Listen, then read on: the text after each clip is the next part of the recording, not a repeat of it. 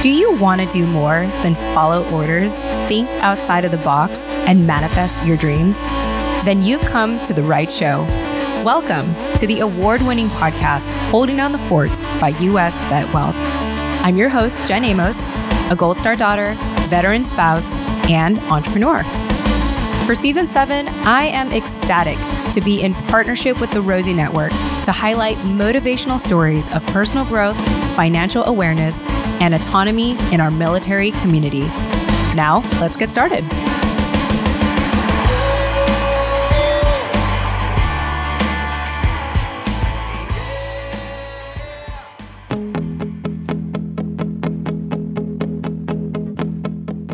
Hey everyone, I got a question for you. Have you ever experienced a setback in your career plan that made you wish you had a plan B? Well, the founder and CEO of Speaking Up with Wendy Baird Packard can speak about this from personal and professional experience. I had the fortune of speaking with Wendy to hear about her experience as a military spouse for the last 17 years, a former employee of the Transition Assistance Program, OMG. I'm actually pretty excited about this because our company here at US Vet Wealth, we often have service members who are transitioning speak to us and share their candid thoughts about what it was like going through transition assistant programs. And she's also a 2023 graduate of the Rosie Network's Service to CEO program. Wendy drew from her husband's experience transitioning from the military to civilian life, which was challenged with financial difficulties and instability. This motivated her to help others transition effectively. And today, she works as a career counselor and coach, helping people develop career plans and overcome challenges like fear of success. Listen to Wendy's valuable insights from transitioning service members on career transitions, overcoming challenges, and balancing life responsibilities. Wendy, it was a pleasure having you on our show, and I hope you all enjoy this conversation. I also want to take this time to thank my company, US Vet Wealth, for making this an ad-free conversation. All the ads you're going to hear are just in the beginning. So if you don't want to hear it, you can fast forward right now. I wouldn't know anyway.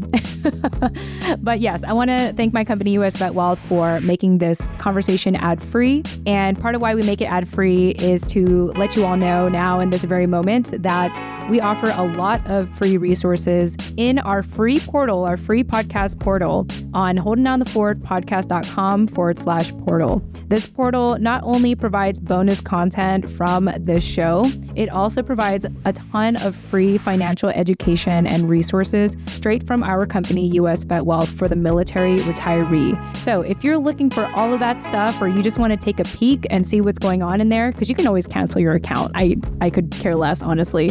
Go ahead and check it out. holdingdownthefortpodcast.com/portal.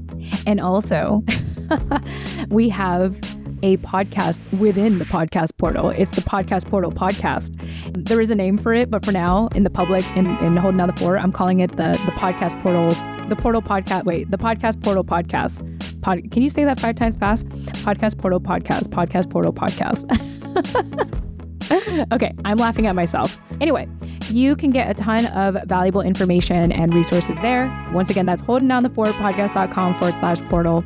And with that said, I hope you enjoyed this conversation. And if you stick around after the outro to join me for a post commentary. Until then, thanks again, Wendy, and enjoy this conversation.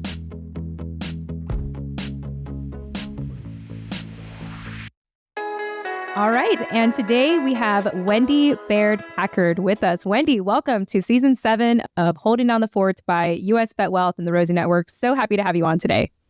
Thank you. Hello, Jen. I'm excited to be here. We've had a good visit prior to this, so I'm excited to jump in and visit with you today.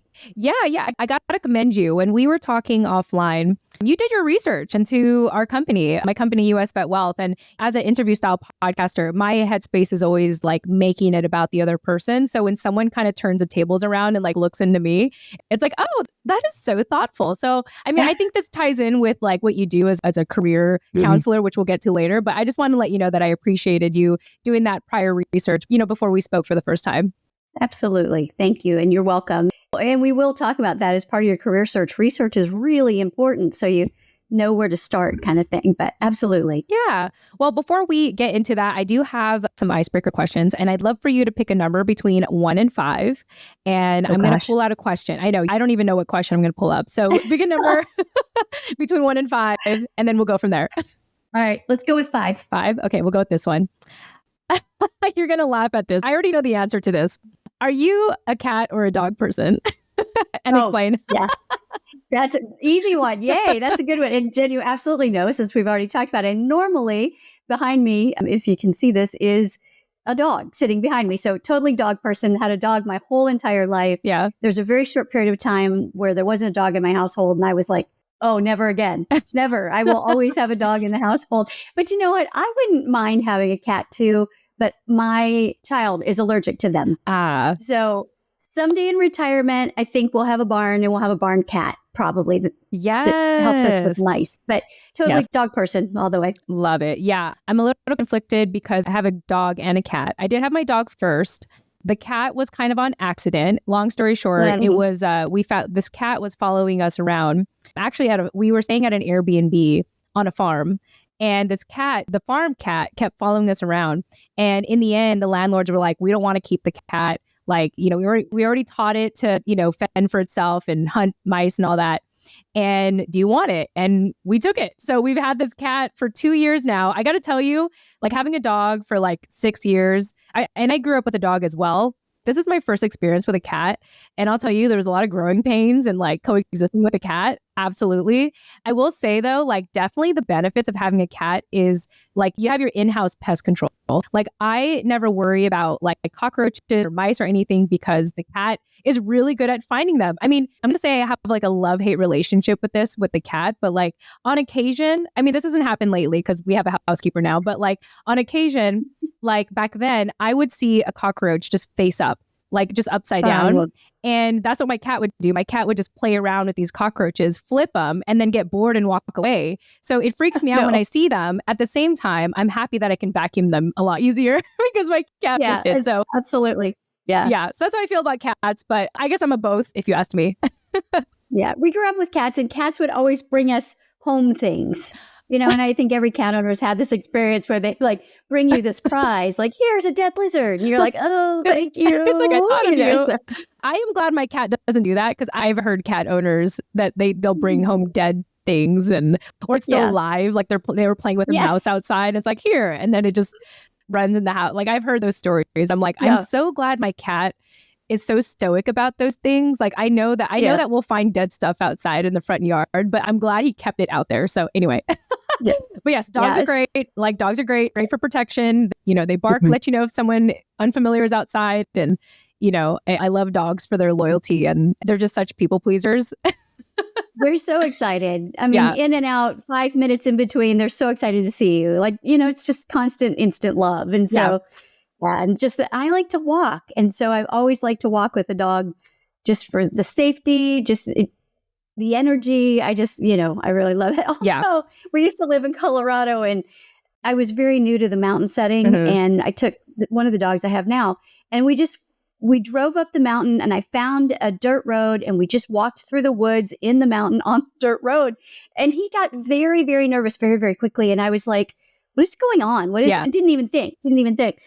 Went back down the mountain, went home, told my husband. He said, what were you thinking? And I'm like, I just was walking around. He's like, you have meat on a leash out in the middle of the woods. And sure as heck. And then the week after, there was mountain lion sightings in that area. And that dog knew it. But man, I was just very lucky. Let me walk with my dog through the mountains. You're like, he's like, Mom, like I'm just like bait out here right now. Right.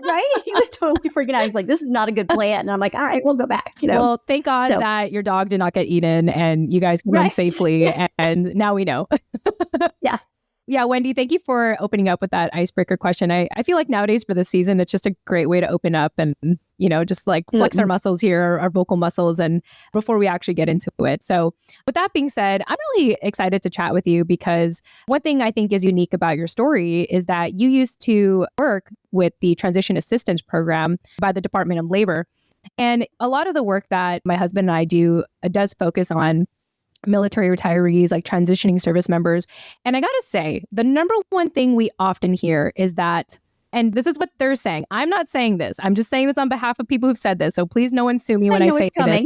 Yeah, is that, yeah, I'm just quoting other people, but other people have told me, because I personally haven't been through it myself. So just to protect myself here, I have often heard, or we have often heard, that TAP wasn't enough for them for their transition. And so I'm very fascinated to have this conversation with you to start us off, because you actually worked with TAP. So tell us about what that experience was like for you, because I know you've already moved on from working there. Yeah. So what I can tell you about TAP, or the Transition Assistance Program, is it's always evolving. They're always trying to make it better. But in order to be 100% to every person that's transitioning out of the military is very, very difficult. Yeah. Everybody is very unique in their journey and what they're going to do, and really unique in their mindset. So where is their head getting out? And that is a huge part of that program. So how they sit in that program and think about that program is, in fact, what they're going to think about that program. So that being said, I also will say 100% it had to do with the effectiveness of the instructor. So if the instructor was engaged in every participant's journey, which it was possible to do, I had classes of 5 people, I had classes of 50 people. And when I was teaching, it was 3 days long, and it was all career oriented in those 3 days. You had a very structured curriculum to go by, but you had flexibility to apply it to the circumstance of your class or to an individual. So the instructor that stood there and just went through the book, you're right, that's probably not the most effective use of that program. The instructor that got to know what every need of their student was and then tried to make it applicable to that student, those people got a lot more out of it than just sitting through the class. So it had a lot to do with who was instructing and how they're instructing, which is a secondary part of my own company, which how you present information is how it's received. And if you just present information, like in these classes, a lot of times it wasn't received because they didn't want to be there. Yeah. They were, their headspace is they've got to move. They don't know what's happening. Maybe they're leaving because of a medical transition. Maybe it's an article, like they were in trouble, so there might be some litigation involved. Maybe they're leaving because their spouse left them. Their headspace in that environment was 100% somewhere else. Yeah. And so the effectiveness of the program lies solely on the effectiveness of the person that's presenting the program to them and how interested they are in each individual. So I made it a point. We went around. I wanted to talk to every single person and find out what their plan was. And I will tell you, about 80% of the time, the plan from the beginning of the class to the plan at the end of the class was very, very different. So we would work through kind of the logistics of the plan that they thought they wanted. So a great example, and I would get this a lot, is if I had somebody that was in artillery or infantry or in police protection in the military, they naturally want to transition out into something like a police officer, firefighter, or something like that. And in their headspace, they're like, I'm just going to go out. Anybody's going to want to hire me. I'm a military person. I've got tons of experience, and I'm going to walk right into these agencies. And the fact and reality was that wasn't the case. If some of those agencies required a school that you had to go 6-8 months for. Some of those agencies required a college education or at least an associate's degree. And then I would always say, great, we can work through that and let's get a plan for that.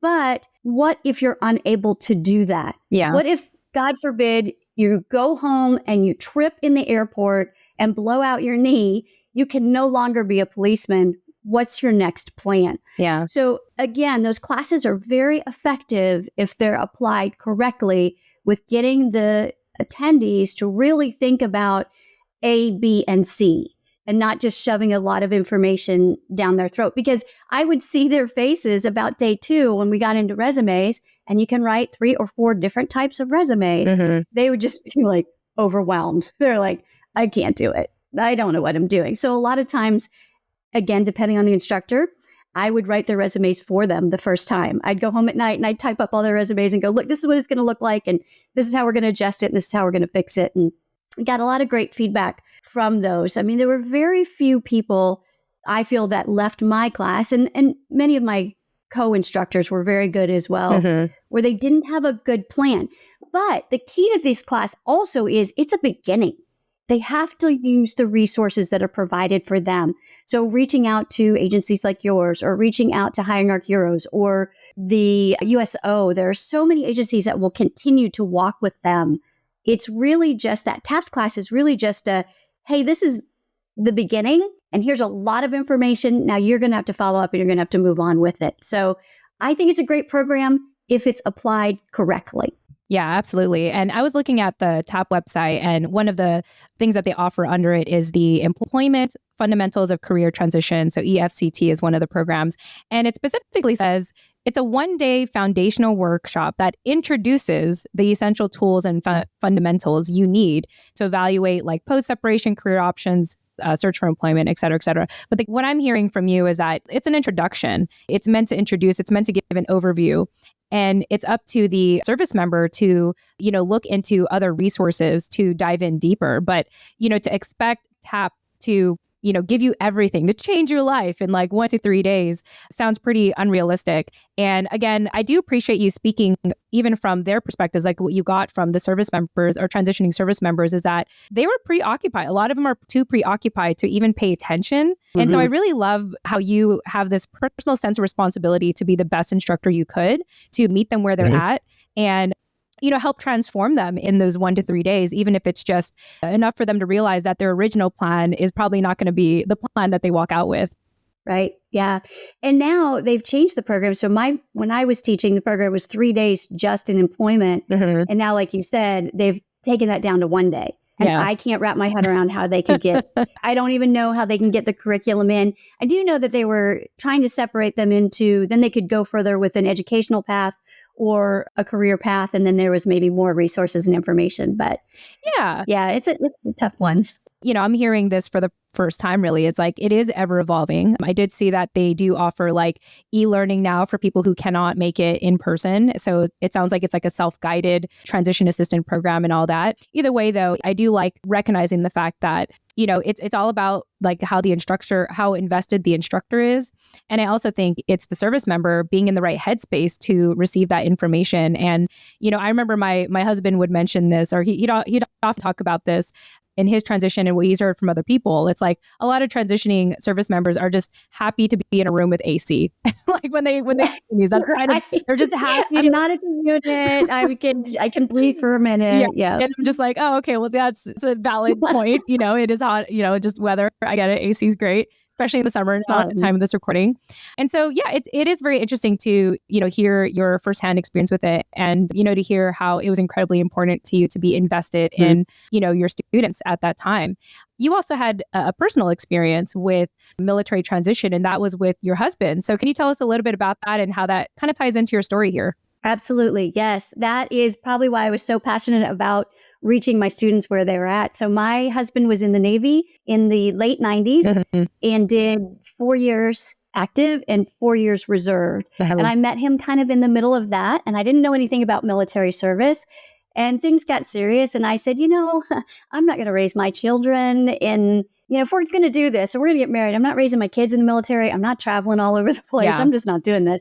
So would you get out? And he did. And so he did 4 years in the reserve as well. Total, he did about 10 years out of active duty, where at the end of that 10 years, he re-enlisted in the Army. But during that 10 years, what he did, and TAPS wasn't a thing in the 90s, not really. They gave them kind of a crash course and said, hey, you should be able to get a job, go. And my husband came out, got a 2-year degree in computer engineering, and was working through that whole period of time, worked for Loomis Fargo as an armored truck guard, worked as a cable manager where he supervised 20, 30 cable guys who did cable, and worked consistently hard. And we couldn't make ends meet. We couldn't pay the bills. We couldn't pay the medical bills. We couldn't pay anything. I mean, if we could have been bankrupt, we should have been bankrupt. I mean, it was very difficult. It was in the period of time where housing lost all its value, 2008, 2009. Yeah. And so we couldn't even give our house back. They were like, no, we'll just keep adding on to your mortgage. We don't want it back because there's so many foreclosed. And so we struggled, even though he worked consistently when I had my son, because we were not in the military. There was an extensive amount of bills with that we were trying to cover. And just And he worked hard and he had a good military record and he did everything right. And we didn't find a job that paid the money, that paid the benefits, and he was unhappy with it. Yeah. And I watched him struggle to just be a civilian for that 9 or 10 years where it just was very difficult to transition back into. And he's, again, as I mentioned, we are back in the Army. At the end of 10 years, I went, okay, I give whatever you want to do. And he's like, I like the military. Let's go back. And we're back, and we've been back for 13 years. But that period of time, I watched such an emotional struggle for him that when I got in front of service members, I was able to tell that story and say, look, I know exactly where you're coming from and I know exactly where you're going because I lived it. And that story alone usually got their attention because he had a plan. Yeah. But the plan just didn't work the way we thought. We didn't know the medical bills were going to be so excessive, and we didn't understand that medical insurance coming out of your paycheck in the civilian world took a large portion of it. We were talking $400 or $500 each paycheck was coming out for our medical insurance. And we were still paying 20% of the medical bills. So that was a lot. And so very, very difficult. So yes, that whole life story there transitioned right back into that TAPS, which is probably where I could look at them and go, you think it's going to go this way, but it just may not. It just may not. And you have to pivot and have a plan A, B, and C. So when I talk to people now in career counseling, we always have that A, B, and C. What are you going to do if?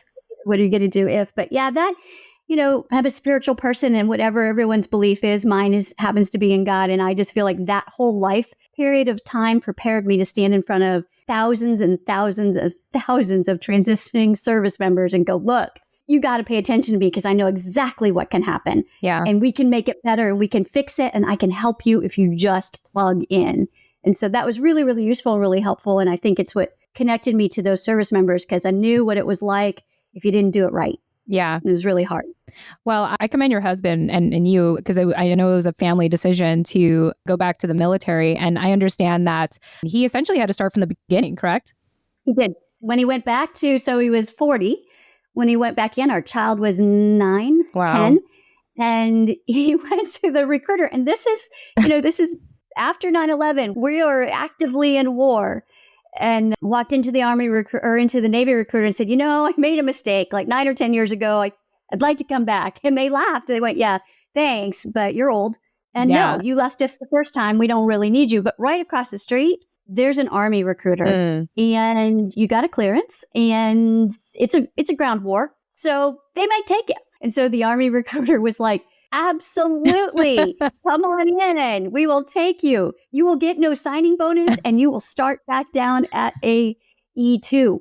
Wow. And he was probably at a 6 when he left the Navy, something along that line. They said, you're 40. Yeah. So come on in. You get absolutely nothing, but glad to have you.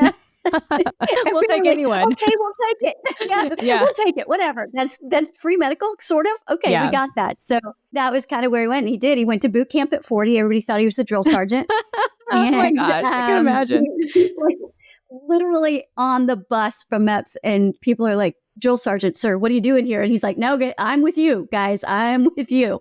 I'm right next to you. So it was to our benefit that he had all those years in service. Those first couple of promotions came rather quickly because it wasn't so much time in service. And then once we got to probably a 5, we had to wait for time in service there at that point. But yeah, starting over at 40 was a really interesting learning experience for us as well. Yeah. Because everybody, so we went and our first duty station was Fort Carson, and that was junior enlisted housing. And so everybody had toddlers and they were 25. Yeah. And there I am with a 10-year-old. And I'm in my mid-40s. Hey, everybody's very confused on us.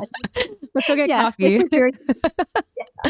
They were like, "Do you beer pong?" I'm like, "Sorry, no. I don't know. Sorry, no." So it was. Wow, what a very interesting transition. That must have been such a humbling experience. And also I find that inspiring because, my former co-host, shout out to Jenny Lynn, she talked about how her and her husband joined the military a little later. But for them, it was almost before they were 30. I think he joined when he was 27 years old. And for them, that felt late. And so to hear your family, it's hey, if you're not 40, I guess you're still pretty young. Yeah. Yeah, it was pretty late in the game. It was, again, such a mission field for me because our marriage became an example for young military couples that maybe were just in it for the first time, just married, new baby, struggling. Yeah. And so we could really come alongside them and mentor and help and just be a part of it. It's just kind of cool that we did come in at that point. And it's on the way to MEPS, my husband sat next to a young man on the bus, and he was 18 and had signed up for the Navy, which is where my husband started. And he literally was crying on the bus, this kid, like, what did I do? Oh my gosh, where am I going with what was I thinking? 4 years of my life I've just given to someone else. And my husband was able to talk to him for several hours on the bus and calm him down and tell him it's going to be okay. And the Navy's good. And this is what you want to do. And so almost from day one, we've been in that really cool mission mentoring space for the younger folks. And we still do a lot of that today. My husband was just talking about, he just promoted into a different position. And he's like, but I am struggling because I don't want to leave. He calls them my kids because they could be. He's like, I just don't want to leave my kids. I feel like there's so much we need to do and this and that. And so it's still very much a part of us to mentor the younger service members. Yeah, I love that sense of purpose and, to be able to do that. And, obviously as a career counselor today, you get to know firsthand, intimately, how difficult this is, but also like do it with joy because like you can understand where they're coming from. So I want to go ahead and talk about that now, because in addition to your background in doing TAP, and then also with your husband's military service, I know that a lot of your experience inspires the work that you do. So give us a quick snapshot of what it looks like to do the work that you do at Wendy Baird Packard. Speaking up with Wendy Baird Packard. Oh, there you go. Love it. Yeah. So my business is two pillars. One is the career counseling and development, and the second is everyday public speaking assistance. So we'll talk about the career counseling. Career counseling for me, there's a lot involved in that. Yes, I take all that experience from the years that I worked in TAP. And that whole time I'm going to job fairs, I'm talking to recruiters, I'm talking to anybody who's hiring. I'm really diving in to see how they're looking for great candidates. And I transitioned from that into workforce solutions. When I moved, I was with a contractor that was in Hawaii, and then we moved as a military family, and the contract wasn't there. So I spent several months where I flew all around the country and did the classes, but I didn't particularly like to fly. And I was able to find a job in a similar situation with a workforce department where I worked with military spouses, then became the department manager, and then eventually went and worked on their board, their development board. So I got to see on that side, when I worked with workforce, I started to work more with the employers. So what were they looking for? What was their biggest problem?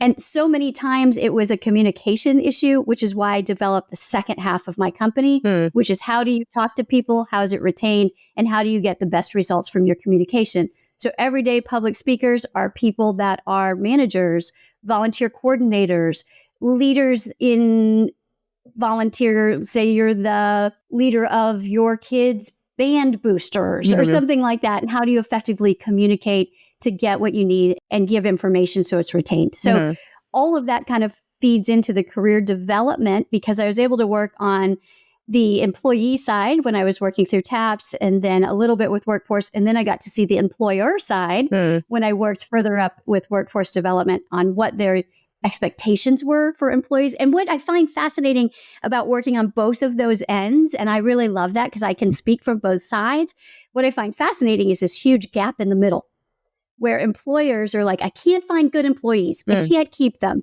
And employees are like, I don't know. I sent my resume and I didn't hear anything and I just got ghosted and nobody talked to me. And there's this gap there that's, gosh, it's just still a puzzle to me on how we fix it. But I work really hard to do that, to get people to communicate better so there isn't that gap. But meeting people where they're at. And when I started career coaching, I didn't realize I was going to have to do a little bit of life coaching, which you have to, because when somebody's like, well, I had this job for 3 weeks and then I left. And then I had this job for 4 weeks and then I left. And then I had this job for 5 weeks and I left. Why is that? You got to take some ownership and responsibility. So let's see what's happening. And then we can assess kind of, well, I don't like when people do this, or I don't, then we have to kind of dig into who you are and what you really like. And then that leads us to kind of what we talked about of what is your dream job and how do we get close to that? And that's where the realistic unicorn comes in. I believe anybody can have the dream job they want, realistically. If you're in your 50s, and we talked about this example, if you're in your 50s and you want to be a professional basketball player, that's the realistic side. Yeah. But the unicorn in me says, why not? Why can't you work in the basketball field? There's got to be, if you're an accountant, let's look at these professional basketball teams and see if you can be an accountant there. Let's work in one of these big arenas where the basketball team plays. Let's look at some really diverse jobs that you might not even think are out there, like equipment manager or bus driver or something like that. Why can't you still have something in the field you want? And so that really gets into that kind of the life coaching. What do you want? And then I have to help people get over the fear of success because people really do. I see a lot of times we get very close and it always gets harder before it gets easier in a job search. Yeah. We always kind of have to wait it out. And they're like, oh, I'll just go back to what I was doing. I'm like, yeah, but you want this. You want this really cool, big career, and we can do it. It's just going to take some work and some time.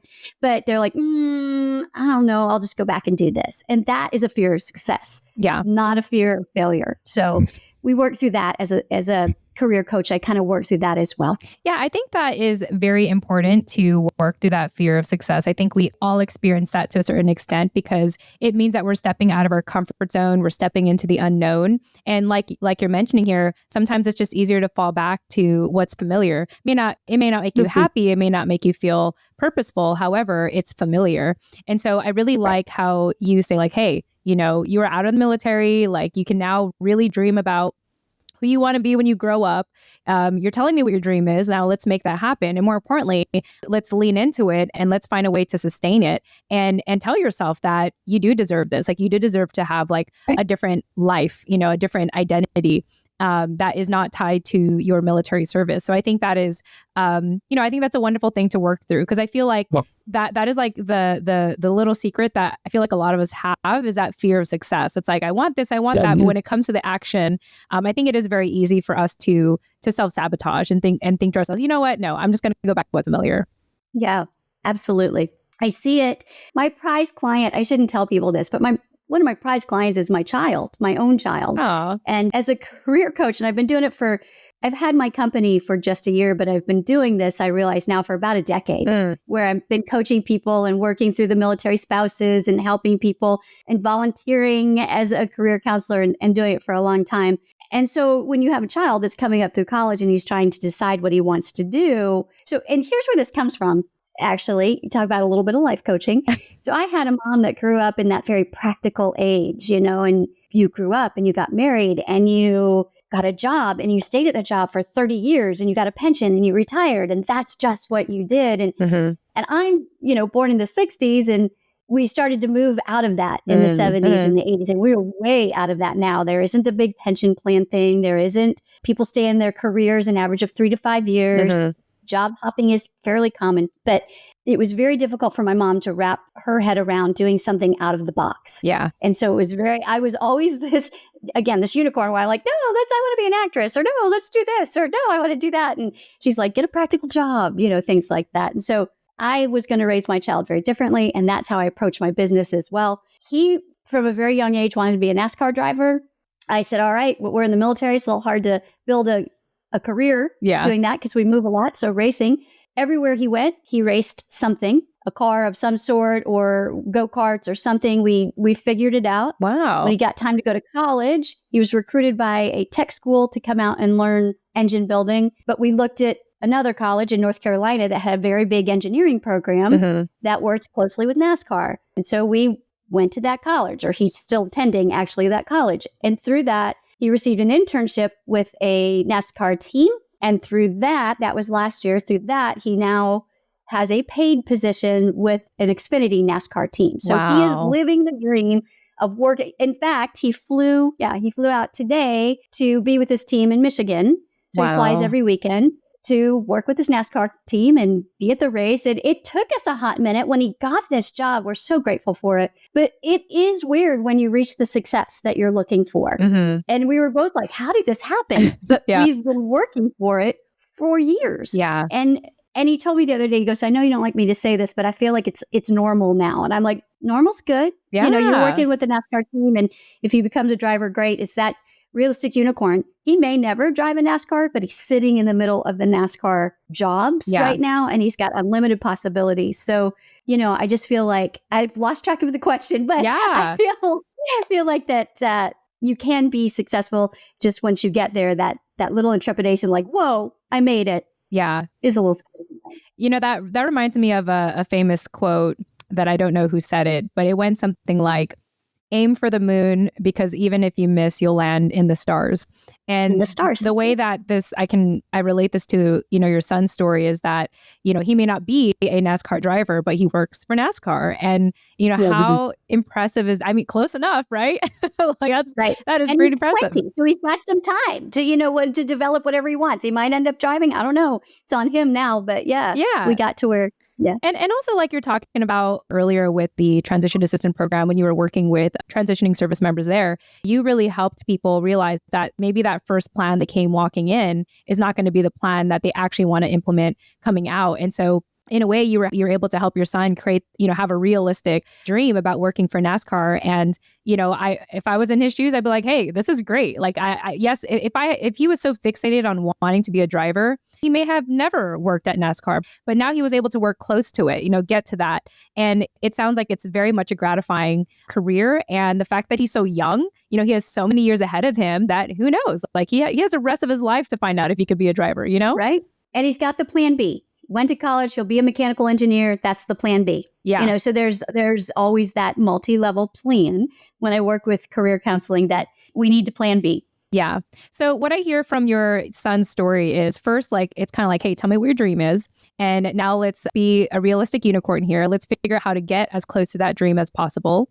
And should anything happen, make sure you have a plan B, C, et cetera, et cetera. And so that's sort of what I got from hearing his story. Did I hear that right?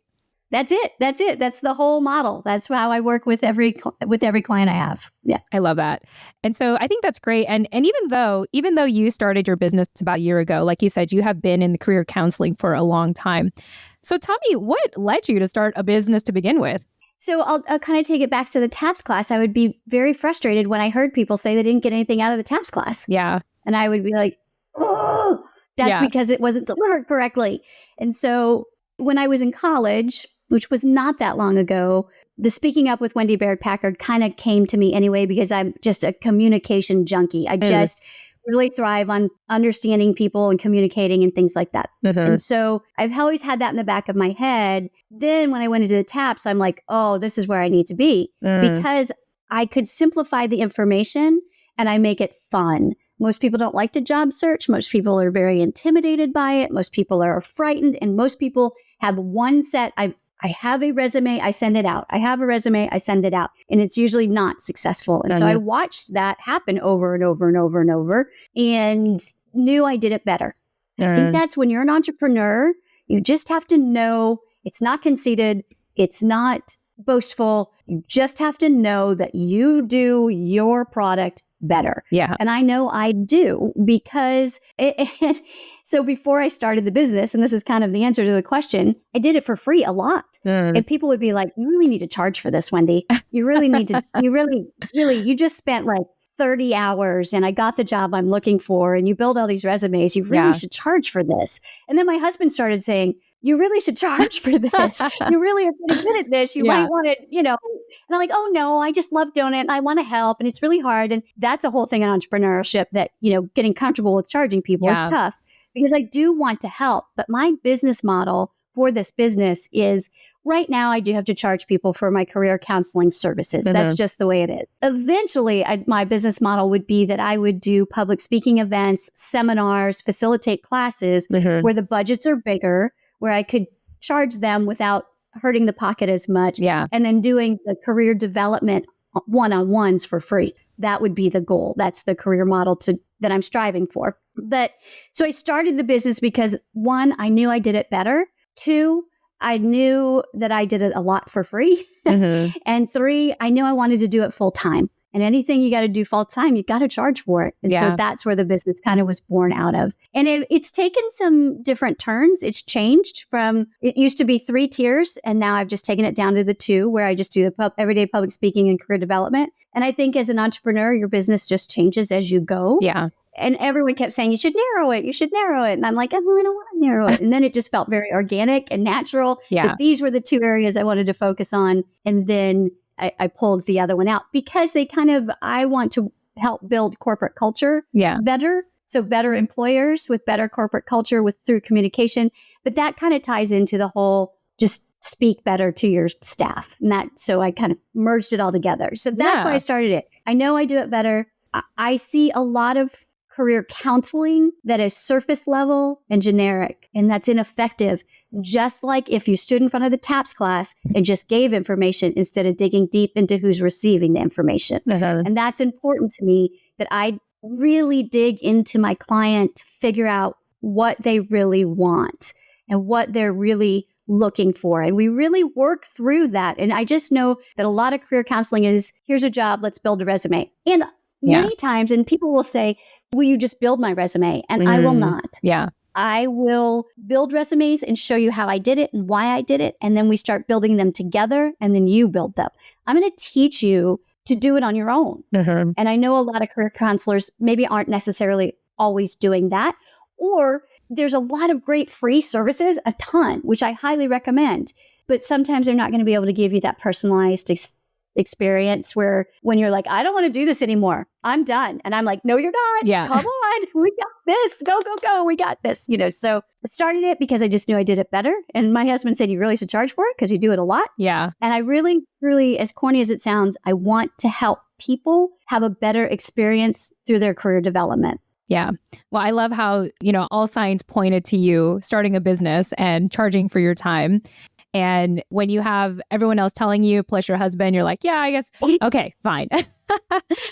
and you want to do it all the time. You want to do it. So I can't not charge, So, And obviously, if you're very confident in what you're good at, it only makes sense to charge for that time, and to not just give it out for free. So I think that's wonderful that you listen to everyone. You listen to the peer pressure. It's a good peer pressure, I think, to have, go ahead and start your business. And there's a book I really like called The E-Myth, and E stands for entrepreneur. And the E-Myth it pretty much debunks the way that most people typically romanticize entrepreneurship. But what I really like about it is it really talks about how entrepreneurship is actually a reflection of the individual. The business is a reflection of the individual, and more importantly, their personal growth in building the business and growing the business. And part of that is evolving it. You started off with 3 tiers and now you're down to 2. And that's why when we were talking offline and you told me that you looked up my company, I was like, oh, she did her research, and I hope it made sense, because we're constantly every time I have my powwow sessions with my husband, it's always talking about new messaging or better messaging, So just to be open to the evolution, being open to allowing your business to grow and to fail forward in a sense, to just try out the messaging, see what works. And I know for you as a communications professional, I think it's very important to, just try, just throw some words out there and see what sticks and see what resonates with people and everything. So I think that is, I do appreciate you sharing all that. And I know part of our conversation today, or let me say this differently. So part of our show, Holding Down the Fort, we're very fortunate to have partnered up with the Rosie Network. And so I'm curious what your experience has been like working with them, being part of their cohort program. I imagine that added to helping you build your business model. Absolutely. It did. They are amazing. And it's such an incredible resource for service members or spouses or things like that are thinking of being an entrepreneur. They are incredible. I went into it with no expectation, actually, just didn't really know. And if I was honest, I'd say I thought I had a pretty good plan before I went in. All right, I'll take the information. You always need to learn and grow, but I didn't expect, as much as I got. It was phenomenal. From the facilitator, she was amazing, to the program is very extensive. It's going to touch on everything from business models to marketing to networking to government, contracting, just you name it. And it just had some wonderful guests that volunteered and wonderful. They partner you with entrepreneurs and other people that give you advice. And it was extensive. It was difficult. There was work involved. And I thought that was really cool as well. Yeah. When I was starting the business, people used to say, like I said, I had a hard time charging people. Mm-hmm. You don't have a job or you want to leave your job and I need you to pay me money. I had a hard time with that. But what I've learned as a coach is people have to have skin in the game for them to find it important. When I'm not charging you, it's easy to blow me off or not come to an appointment. When you've paid money, you're going to make your appointments. Well, the Rosie Network, I felt like really embedded that you have to be a hard worker if you're an entrepreneur. Mm-hmm. So you got to show up. There's no money involved. It's complimentary, but you graduate at the end and there's a graduation ceremony and they promote your business. And so you want to make it to the end. Yeah. Yeah. And so I thought it was such a great program for that. It was 6-8 weeks and you had to show up once a week and you had homework to do and you had to build this really hard pitch deck and they teach you to build that over a series of time. And it was challenging. And I sat here and again, I'm a communications major. Recording is not that big deal, but took me 2 days to record 2 sessions of that pitch deck. And I just said things over and over and just couldn't get it right. It was such a cool experience. And then, of course, the networking, that's how we connected, things like that. And I still as an alumni, get opportunities to promote my business, or they just did a golf tournament if I wanted to sponsor the golf tournament or things like that. They're still actively helping me get out there and get heard and get seen. So just a fantastic experience and helped me turn my business in a direction that really pushed me to move to grow it. Yeah. So I thought I was, but then I got in there and they gave me the pitch deck and they helped me with some marketing information. And I was like, oh, now I am much more prepared to grow it and continue. I had dawdled around for 6 months with a website, was like, I can't do a website. I don't know. I can't do it. It's too hard. I don't do techie. I do warm feely, I don't do that. And I have a website now and it's 99% because of them, because they helped me set up the pitch deck, which helped me really conceptualize what the website would look like. And I was able to take from that and build the site. And so it's just 100% great experience and wonderful group of people. And such a great need because entrepreneurship, and, we started with a class of, 15. I think we graduated 8 or something like that. And so that just, if you talk about skin in the game, if you can't make it through that class, then it's going to be very hard for you to stay on top of your business continually. If you can't put the work in for there, then the tough days as an entrepreneur are going to be really tough and you might not succeed. So it was really good for that. It sounds to me that program really prepared you for the trials and tribulations of being an entrepreneur. And it's like, if you cannot go through this program, then maybe it could be a reflection of how you would operate as an entrepreneur if you even operate for that long. So I think that's amazing how the Rosie Network is able to provide like such a meticulous program and really prepare you for the realities of what it means to run a business. And so yeah, that's really wonderful stuff. I've been kind of mentioning to my husband lately, because he went to the cohort program like years ago. Like I think it was like way back in 2016, I think when they probably first started it. And I was telling him the other day, I said, hey, how cool would it be if like I went through it now, with our business, with where it's at today. Anyway, I need to figure out when I'd want to commit to that. I'm kind of putting it out putting it out there in the world that maybe I'll try for spring, but I'm just like, like I'm obviously asking everyone on the show what their experience is like with the Rosie Network, and I haven't personally gone through it myself, but it's like, maybe it's time to get an update, but I'm just really happy to hear that it was like a really great experience for you. Phenomenal. I loved it. I'd recommend it highly. You got to do it. Yeah. Okay. All right. Yes, ma'am. Yeah. All right. So, as we start to come to a close here, Wendy, let's go ahead and talk about like what life looks like for you today. And key themes of this season, of season 7, is about financial stability and self-sufficiency. And I'm curious, like, what either of those words look like for you today: financial stability for your business and self-sufficiency as an entrepreneur. So you can answer that any way you'd like. Yeah, those are good ones. Financial stability as an entrepreneur.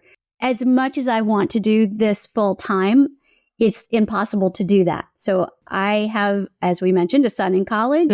I am in college as well. And so there's just not a way at this point that I can keep my business as my sole income. Yeah. So we joke about it, have a side hustle, so I have a part-time job that helps with that financial stability. For us, we're building for retirement. Yeah. And we're trying to plan, we're trying to pay debt. So we have savings, we're trying to invest. There's a lot of things to do. So this is not the time for me. And I hear a lot of people with entrepreneurship go, you just got to jump in. And I spent my last dollar on it. And and great, that works for them. That doesn't give me the financial stability that I think we need for our future. So I choose currently to have a second job, which, there's a lot of really cool, really big name people who did that. Yeah. So the gal who ran Spanx, she just sold it for like $1 billion or whatever. Wow. But she created Spanx in her basement, I want to say, and for 2 years kept her day job and built that brand. And then it just ballooned. So for me, that financial stability requires me to keep that source of income coming in while I continue to build my brand and build my business. So that is kind of what that looks like. Self-sufficiency, that's a good one. Being self-sufficient. So I've been married for 22 years. So whenever I say self-sufficient, it's me and my husband. Yes. Yeah. So I know that there's probably younger folks that are listening that maybe they're married and they keep their money all separate. And that's fine. Whatever works for them. For us, it's all in one pot for us. And so self-sufficient is that we are able to pay for what we need and have some for what we want. Yeah. And don't have to buy or have credit or more debt to get it. So that's and we are taking care of, we have food to eat, we have a roof over our head, all that good stuff. Yeah.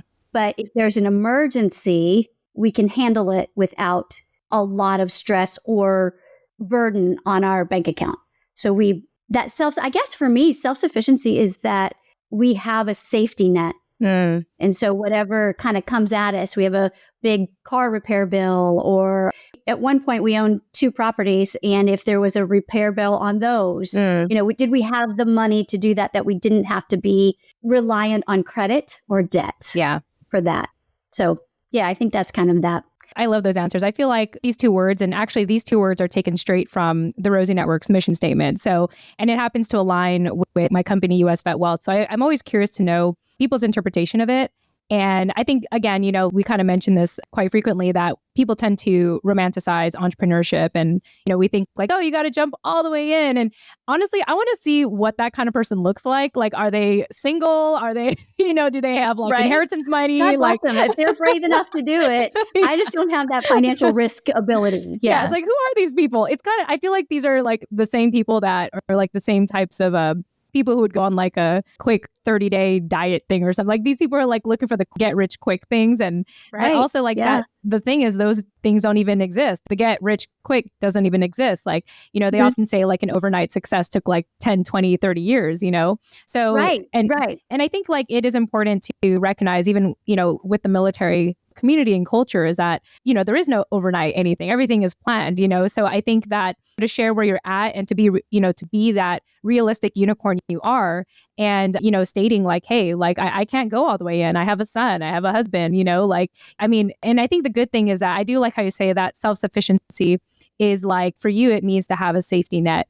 And I hope that, our listeners will really, feel reassured that if they want to do a side hustle, or if they are having troubles with their finances, to recognize that you don't have to make $1 million to be self-sufficient or to be financially free. It really just depends on what your needs are. Are your bills paid for? Do you have a roof over your head? Is your family getting fed? Do you feel like if you were in an emergency situation that you could be able to take care of yourselves regardless? So I think it's great to hear, where you're at in regards to like what financial stability and self-sufficiency look like for you.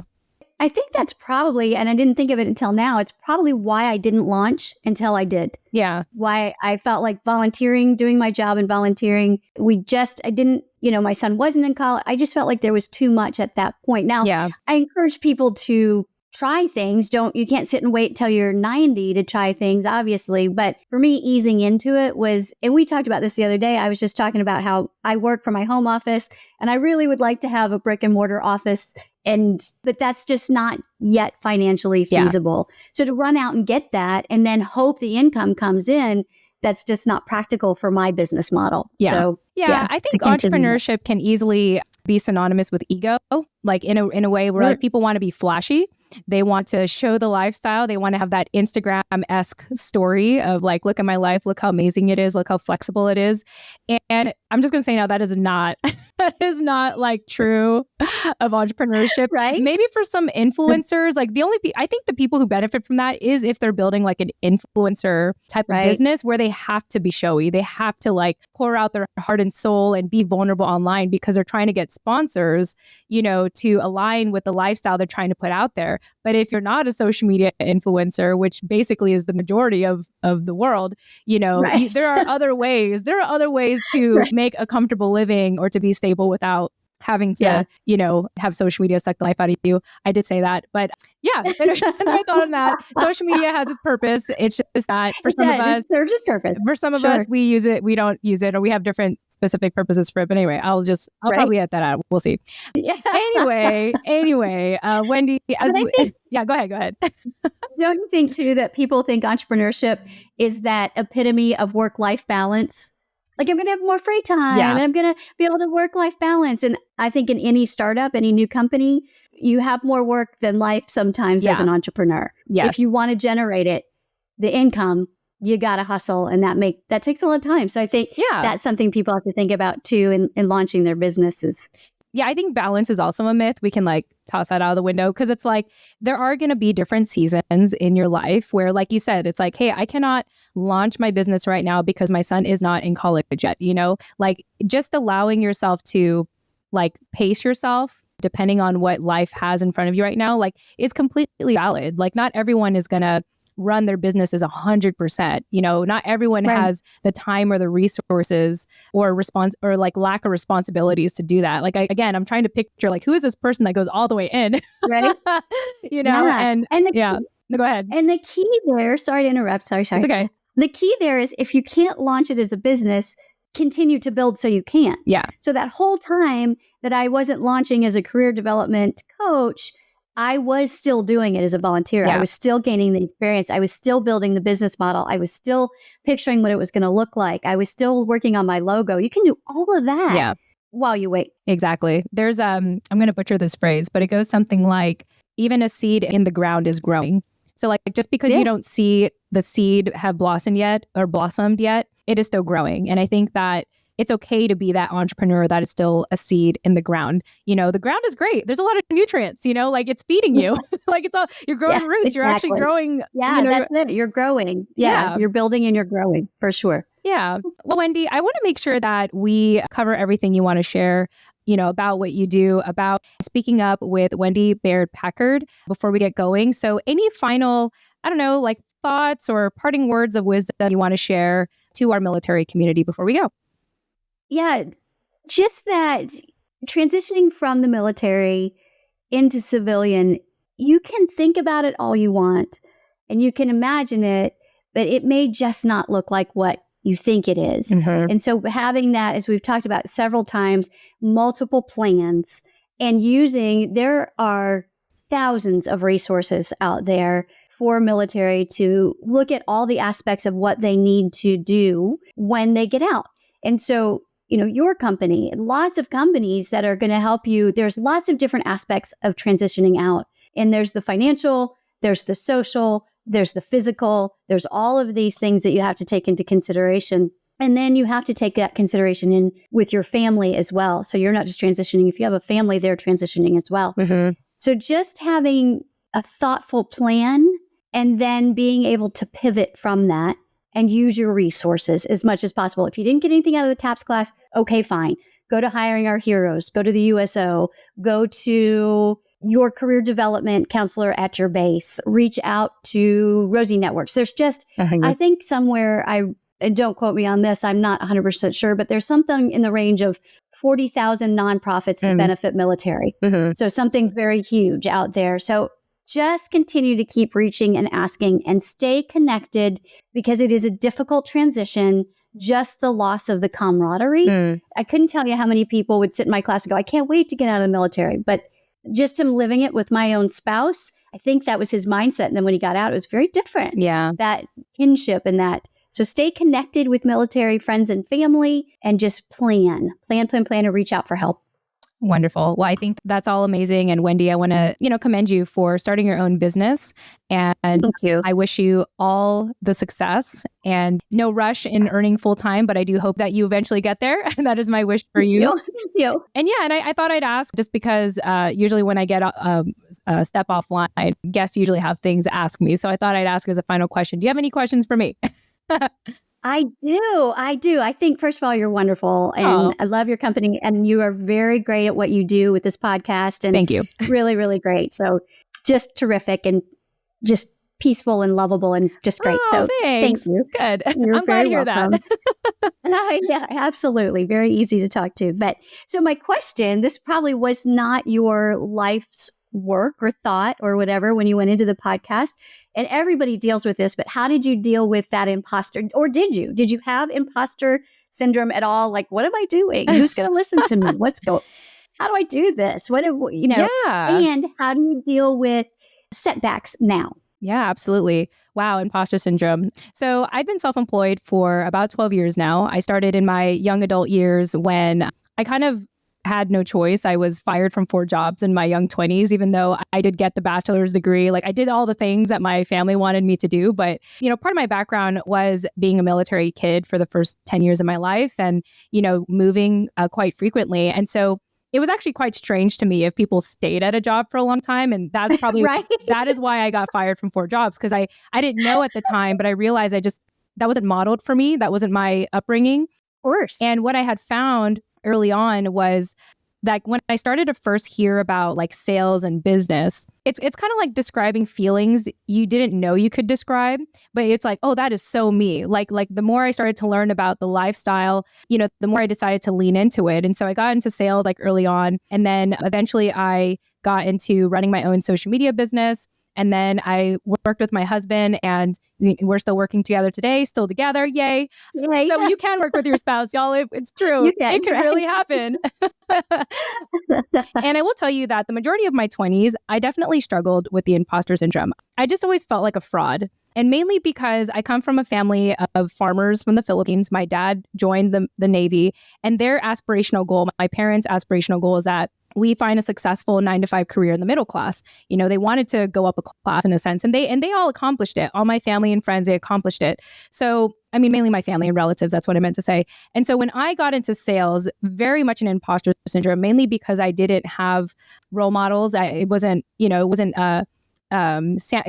have any role models is what I'm saying. And so it was very real and I struggled with it a lot. And I got to tell you that the way that I had overcome it, because today I don't really if I feel it, it just kind of sounds like a quiet voice in the very back of the room. It's really not there anymore. You were talking a little bit about your faith. Like my spiritual practice is incredibly important to me. I do believe in God and I identify as a Christian. And, just being able to be grounded in that, be grounded in your faith and recognizing that you don't always have to know the answers, but you got to walk, you got to go through the process. And it's in hindsight, right. You can look back and be like, oh, just like what you're talking about with that whole 10 years in the civilian world, you get to look back and be like, oh, that's why, in your case, God put me through that so that, I can be more relatable as a career counselor. So I think that even with setbacks, I don't see it as setbacks. I see it as, my husband actually says this really well. I see it as new information.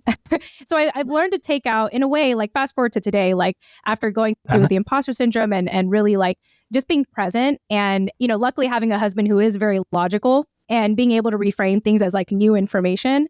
Yeah, I'm able to essentially kind of take the emotion out of it, even though I very much love what I do, but I'm able to express my emotions where they should be, if that makes sense. I know how to compartmentalize my feelings and focus on what needs to be done. I've become more logical and I'm able to be okay, so this is new information. This is what we have in front of us. Oh, we seem to have lost a resource. Okay, well, what do we do with what's in front of us? And for me, I have a mantra that goes, find purpose in the present, joy in the journey and blessings as you build.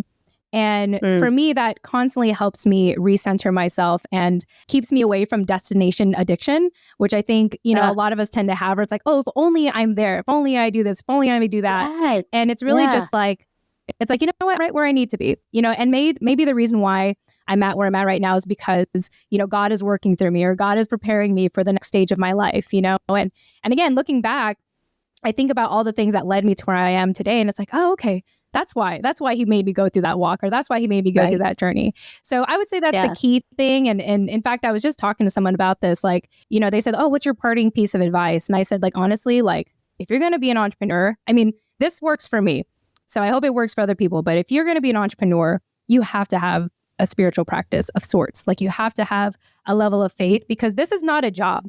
This is not a job where someone is going to tell you what to do. You don't have someone to blame but yourself. Right. And so you're stepping into faith every single day. So whatever that faith looks like for you, for me, it happens to be God. Jesus Christ is my savior, and I got to tell you, I'm not just, believing in God just to work in my favor, but it's because I already have that spiritual foundation that I can just look at setbacks as, oh, new information. Very interesting. Okay, what are we going to do with that?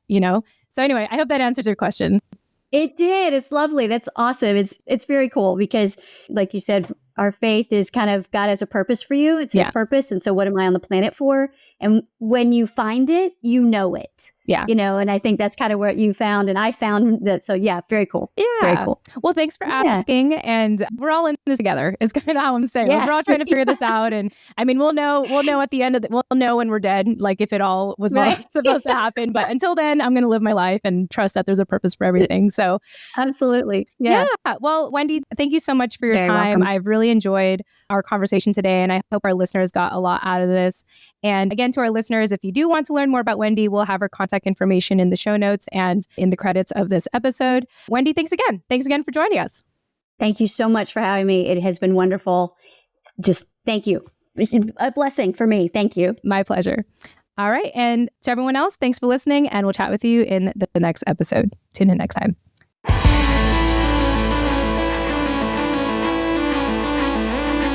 Hey, this is your host, Jen Amos. Thanks again for listening to today's episode of Holding Down the Fort by US Vet Wealth. Visit holdingdownthefortpodcast.com to access the full show notes of this episode, including resources mentioned and bonus content. Once again, that's holdingdownthefortpodcast.com. Lastly, stay after this outro music for something a little extra. Thanks again, and chat soon. Bye for now.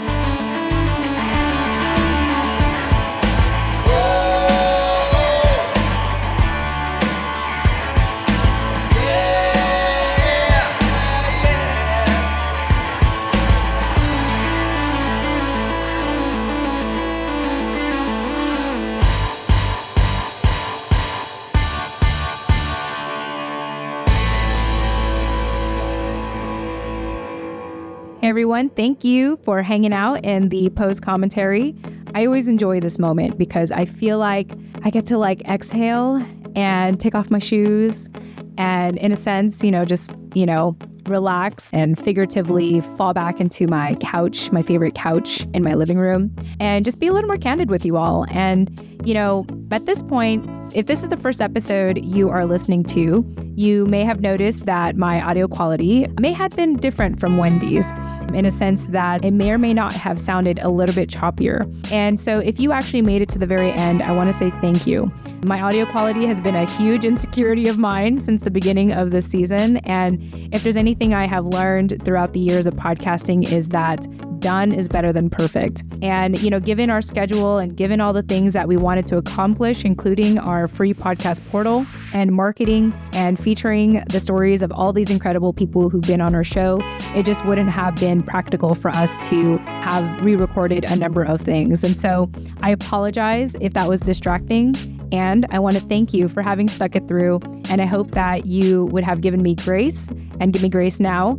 And really, I hope actually that you got a ton of value from this conversation. So thank you for making this far. And if you really enjoyed this and you want to continue to eat up anything Holding Down the Fort related, highly recommend that you join us in our free podcast portal. That's holdingdownthefortpodcast.com/portal. You will get a ton of free stuff on there. I mean, if this is your first time listening to me talk about this, at the time this episode is out, we will have a ton of bonus content, mainly about like how to start a podcast, what my journey has been like here at US Vet Wealth and being self-employed for 13 years, and just bonus content from our guest and also free resources from my company here at US Vet Wealth. And so if that's something you want to check out or even just peek into, once again, go to holdingdownthefortpodcast.com/portal. Thank you so much for listening, and I'll speak with you in the next episode. Tune in next time.